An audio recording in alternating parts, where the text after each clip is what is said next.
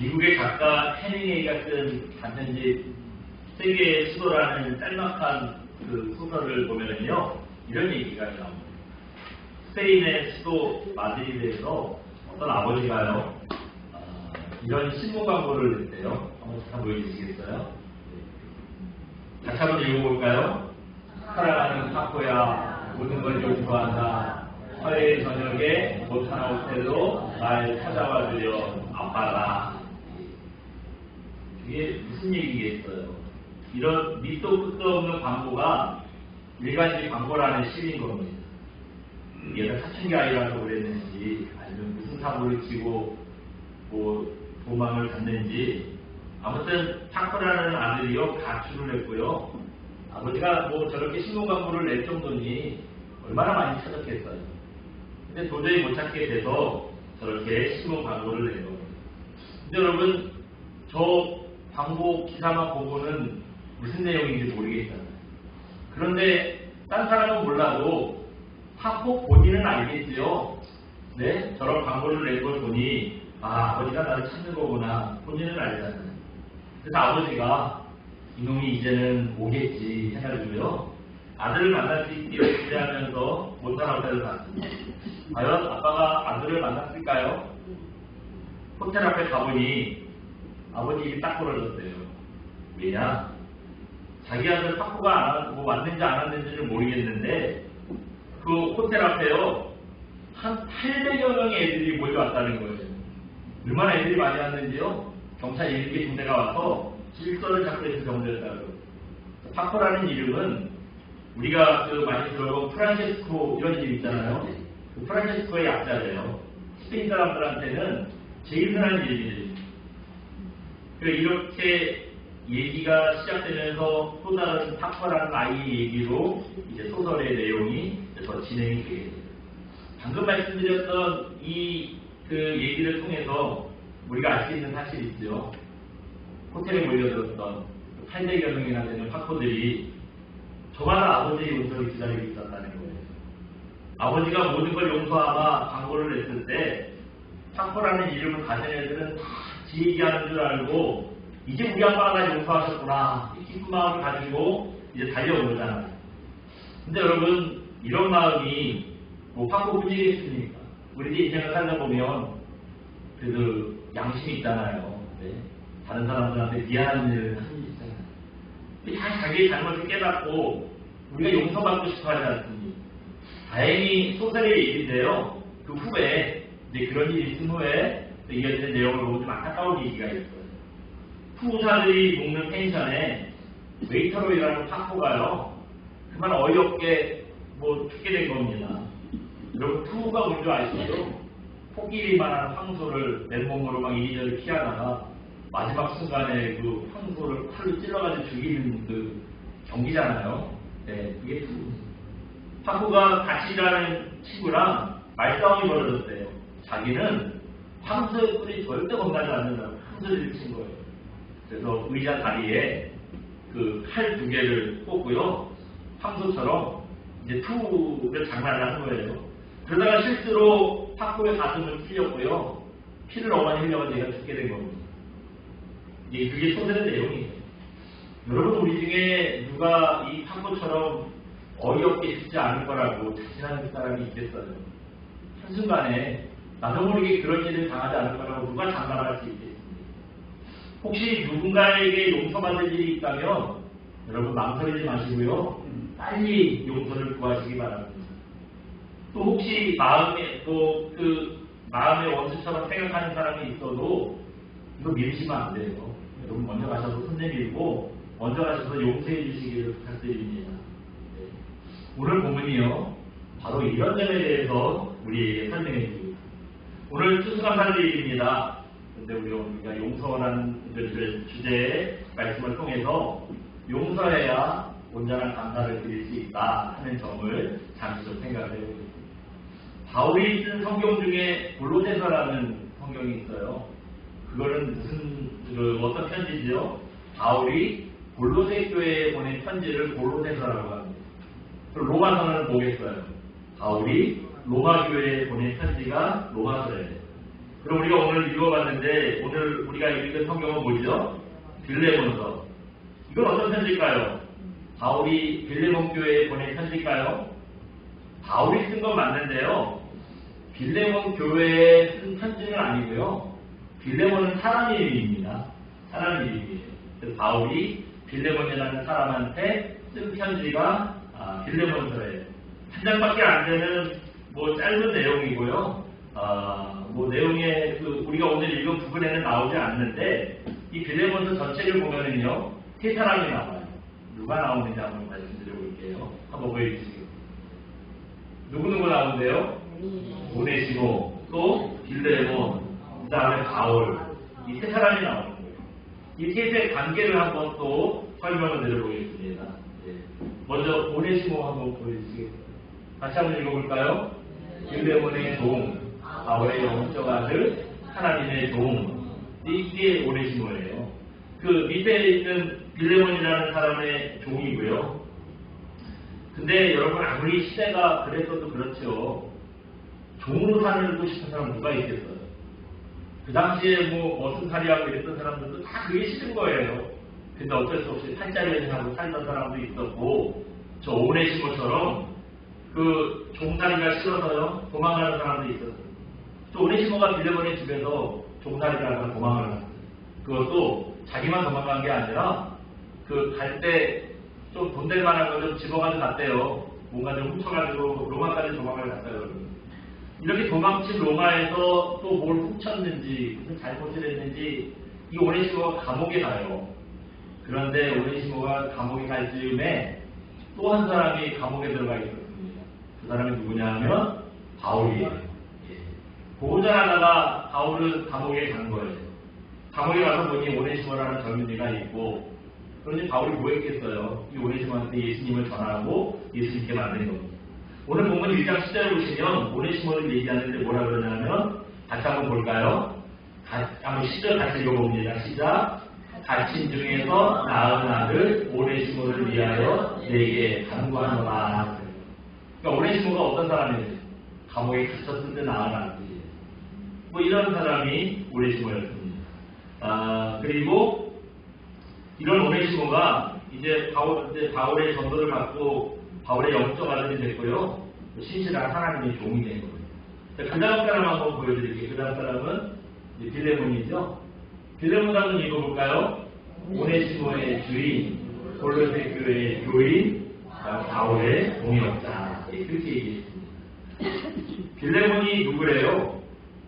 오네시모의 주인이었다. 근데 참 신기한 게요. 저 바울과 빌레몬이 오네시모를 알기 전부터, 바울이 오네시모를 전도하기 전부터 원래 둘이 알던 사람이에요. 학자들에 의하면 바울이 에베소의 브라노서원이라는 곳에서 사람들을 전도하고 가르치고 했는데요. 그때 그 브라노서원에서 전도한 사람 중에 하나가 빌레몬이었다는 거예요.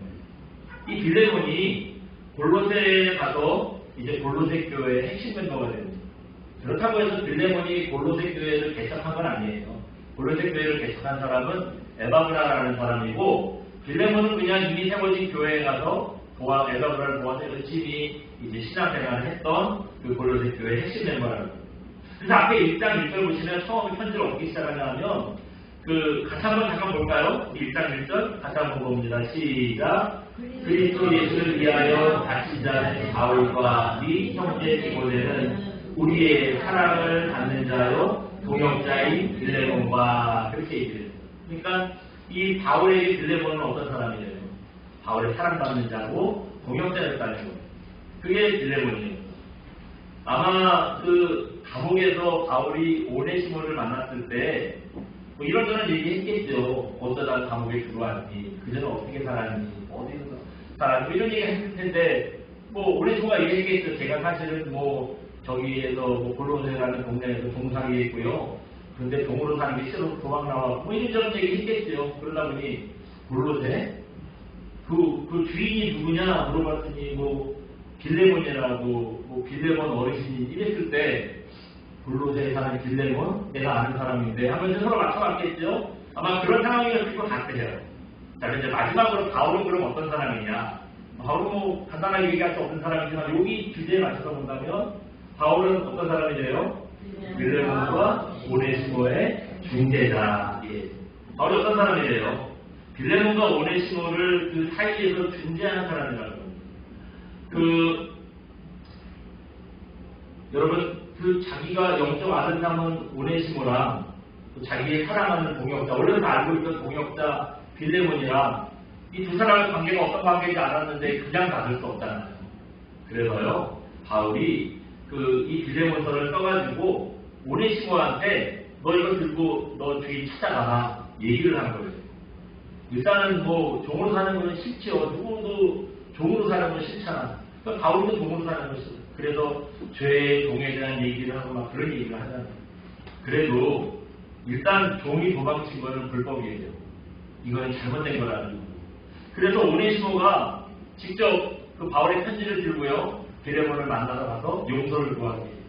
그리고 편지 내용이 우리가 이 빌레몬서에 보면은 뭐 빌레몬에게 자기를 가설해도 오네시모 이제 새 사람 됐다 용서해 주라고 그런 편지의 내용을 해서 용서해 주기를 부탁하는 편지를 보냅니다. 우리 시간을 한번 읽어볼까요? 다시 한번 봅니다. 시작. 그를 내게 머물러 있게 하여 내 복음을 위하여 갇힌 중에서 내 대신 나를 섬기게 하고자 하나. 네, 요때는 바울이 오네시모를 전도하고 가르쳐보니 얘가 괜찮은 거예요. 종으로 있다가 뭐 도망나와서 뭐 조금 나쁜 길로 빠져서 그렇죠. 애가 신성은 괜찮았다. 또 믿음까지 들어가니까 얘를 데리고 다니면서 이제 자기 동역자로 삼고 싶었던 겁니다. 근데 그렇게 하고 싶었지만 자기 생각대로 그렇게 하지는 않겠다는 거예요. 왜 그러느냐? 우리 14절 한번 봅니다. 시작. 다만 내 생각이 없이는 내가 아무것도 하기를 원하지 아니하노니 이는 너의 선한 일이 억지같이 되지 않게 하냐고 자유로 되게 하려 함이라. 오네시모를 데리고 다니면서 아들처럼 데리고 다니면서 사역을 하고 싶은데 근데 자기 생각대로는 하지 않겠다는 거예요. 왜냐하면 빌레몬이 승낙해야 그냥 할 수 있다는 거예요. 빌레몬이 승낙을 해주면 내가 그렇게 할 것이고 아니면 그렇게 하진 않겠다 얘기를 합니다. 사실 바울은요 사도의 권위가 있잖아요. 나이도 빌레몬보다 연장자였던 것 같아요. 그리고 또 자기가 전도해가지고 제자를 만든 사람이잖아요. 그러니까 바울이 용서해줘 한마디 하면은 뭐 다 해결될 일이에요. 그렇게 안 하더라도 바울이 데려다가 뭐 키우겠다는데 오네시모가 뭐 조금 괘씸을 하지만 뭐라고 손을 따겠어요. 근데 자기가 그렇게 하진 않겠대요. 자기의 권위가 있고 그렇지만 그렇게 하진 않고요. 너한테 허락을 구하겠다라고 편지를 보내는 겁니다. 그래서 오네시모를 용서해달라고 부탁을 하는 거고요. 이제는 그 편지편에 오네시모 보냈으니까 이제처럼 종으로 대하지 말고 주하는 형제좀 대해줘라. 16절에 또 그런 당부를 하고 있습니다. 여러분 바울의 이런 중재를 통해서 우리가 깨달아야 될 사실이 하나 있어요. 뭐냐? 한번 보여주시겠어요? 같이 봅니다. 예수님의 중재로 우리가 하나님께 용서받는 것처럼 우리도 용서하는 인생이 되어야 합니다. 여러분 우리 인생이 어떤 인생입니까? 우리도요 따지고 보면 도망친 이 오네시모랑 똑같은 인생들이에요. 바울이 빌레몬과 오네시모 사이에서 중재가 된 것처럼 예수님이 하나님과 우리 사이의 중재자가 되지 않았다면 여러분 우리가 어떤 인생으로 여태까지 남아있겠습니까? 아직도 죄악에 빠져서 죄가 진 줄도 모르고 개가 토한 걸 다시 주워 먹었듯이 성경이 그렇게 표현하고 있는데요. 우리가 죄를 지고도 죄를 짓는 줄도 모르고 잘마다 그 짓이 좋은 줄 알고 살고 있을 거 아니에요. 그러다가 우리의 영혼이 멸망하고 지옥 가고 그래도 그 좋은 줄도 모르고 그렇게 살고 있었을 거 아니에요. 근데 예수님께서 십자가를 가지고 돌아가시는 것으로 하나님과 우리 사이를 다시 화목하게 만들어주시고 그런 중재자가 되셨습니다. 그러니까 예수님 때문에 우리가 용서의 은혜를 입은 거예요. 그랬다면은 여러분 우리도 이런 용서의 은혜를 입었다면 우리는 어떻게 살아야 되겠습니까? 용서받을 일이 있다면 우리가 사람 찾아가서 용서를 구해야 돼요. 한 번쯤 하고 안 보면 되지 그렇게 생각할 수 있는데 하나님께서 나중에 그 일을 행하실지 몰라요. 너 잘못하면 왜 용서를 구하지 않았냐? 그거 우리에게 물어보실지 몰라요. 여러분, 이 땅에 기회 있을 때요, 용서받을 일이 있다면 찾아가시기 바랍니다. 용서를 구하시기 바랍니다. 또 누군가를 용서해줘야 될 일이 있다면 저 괘씸한 놈 내 눈에 흙이 들어가서 절대 용서 안 해도 그게 마음 먹지 마시고요. 용기를 내세요. 먼저 찾아가셔서 잘 지내는지 한번 물어보시고 먼저 용서해 주시기 바랍니다. 네. 주님이 우리의 그런 착한 행실을 분명히 해내 주실 겁니다. 왜 우리가 용서를 해야 되냐? 형제를 용서해야 형제에게는 물론이고요. 하나님과도 온전한 관계가 되는 겁니다. 우리가 또 성도답게 온전한 삶을 살 수 있어요. 한번 잠깐 보여주시겠어요? 여러분 이 그림 다 아시죠? 레오나르도 다빈치가 그린 최후의 만찬이라는 그림입니다. 예수님께서 십자가에 달리기 전날 밤에 십자가에는 금요일날 달리셨어요. 목요일날 밤에요. 제자들 불러놓고 마지막으로 제자들이랑 식사하는 거예요. 그리고 이제 예수님은 이제 내일 십자가를 지실 예정이 있으신 겁니다. 그래서 이게 최후의 만찬이에요.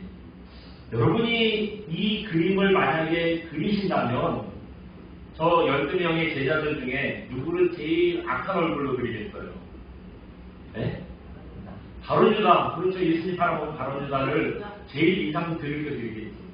그러면 여러분 저 중에서 제일 선하게 그린다면 누구를 제일 선한 얼굴로 그리겠어요? 말하나마나 예수님이죠. 가운데 예수님 앉아 계시잖아요. 예수님은 제일 선하게 그려요. 다빈치가요. 저 그림을 그릴 때 이런 일이 있었답니다. 아주 친한 친구랑 다시는 안 볼 것처럼 한바탕 싸움을 했대요. 뭐로 싸웠는지 모르겠는데 아무튼 싸웠대요. 화가 안 풀려가지고요. 저 최후의 만찬 그림을 그리면서 이놈 얼굴을 가룟유다 얼굴을 그려야 하고 친구 얼굴을 가룟유다로 그렸대요. 좀 치사하지만 복수한 것 같아가지고 기분은 좋았대요. 그 다음에 예수님 얼굴을 그려야 되는데 어떻게 그려야 예수님처럼 인자하고 사랑이 많고 거룩해 보일까 고민을 하는데 아무리 생각해도 그 얼굴이 떠오르지 않더라는 거예요. 이것 때문에 그림 그리는 걸 중단하고요. 기도했대요. 자기가 고민도 많이 하고 기도도 했다고 해요. 근데 기도 중에 주님께서 그 이유를 아예 가르쳐 주시더라는 겁니다. 왜 그랬겠어요? 예, 친구한테 한 그것 때문에 그런 거였어요. 친구 얼굴을 가룟유다로 그려놨으니 하나님께서 기뻐하시겠어요. 그래서 이 다빈치가 자기의 온전한 마음을 회개하고요. 친구 찾아가가지고 내가 일만 좀 하는데 이런 일을 했다 미안하다 친구한테 사과를 했다는 거죠. 이런 우여곡절 끝에 완성된 그림이 바로 저 최후의 만찬입니다. 여러분 오늘 추수감사주일입니다. 추수감사절에는 우리가 무슨 말씀 나눠야 되죠? 감사에 대한 말씀을 나눠야 주제의 말씀. 근데 이 용서라는 주제는 추수감사절과 맞지 않는 주제라고요. 근데 여러분 그렇지 않습니다. 우리가 용서하고 용서받고 그래야죠. 감사를 해도 온전한 감사가 되는 거예요. 우리가 그 용서가 빠진 감사는 하나님 보실 때는 그냥 말뿐인 거예요. 진심 안 담긴 감사입니다.